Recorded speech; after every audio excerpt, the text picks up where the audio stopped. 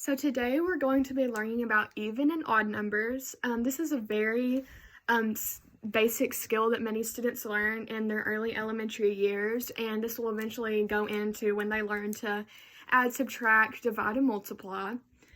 So an even number is any number that is divisible by 2, and an odd number is any number that is not divisible by 2. That's the basic definition for an even and an odd number. Going 1 through 10, the even numbers in 1 through 10 would be 0, 2, 4, 6, 8, and 10. And the odd numbers will be 1, 3, 5, 7, and 9.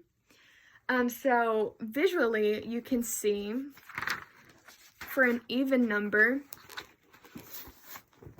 this is a visual just to show you could group things in 2. Have the students group things in 2. They would count 1, 2. They would count 2, 4, 6, 8, 10.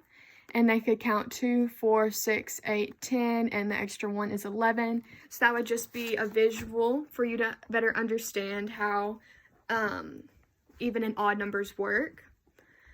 So I'm going to say a number, and you're going to think about if that number is divisible by 2, and then tell me if it's an even or an odd number.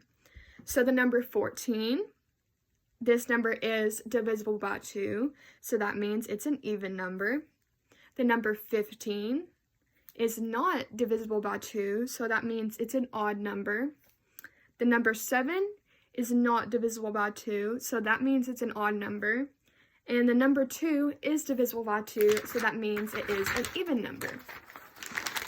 So here in our textbook, it says, how do you tell if a number is even or odd, especially when the number gets to be very, very large?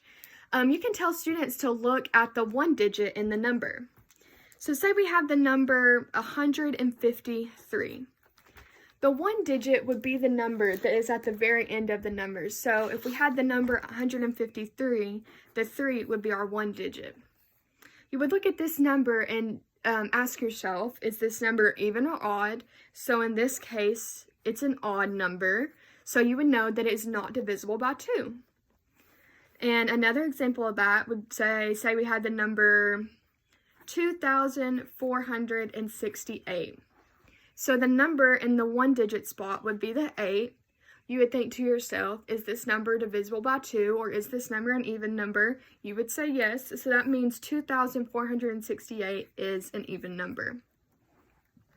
So another activity that we would do in class is I would place circles on the desk. One would be labeled even, and one would be labeled odd.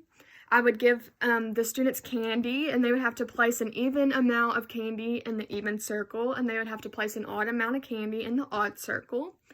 I would check everybody's work, and then they would be able to eat the candy if they got it correct, or if they got it wrong, I would correct them and ask them if they had any questions for me. So another way to look back to the 1's digit in bigger numbers, in our textbook it says to explain why we can determine whether a counting number is even or odd by looking at the 1's place, think about representing counting numbers with base 10 bundles. So say we have the number 351. You can think about that number has 3 bundles of 100, 5 bundles of 10, and just one in the first, or in the 1's place. Breaking it up and thinking about it this way can make it easy for students to understand bigger numbers. So say we have the number 4,622. They could think about that there are 4 bundles of 1,000.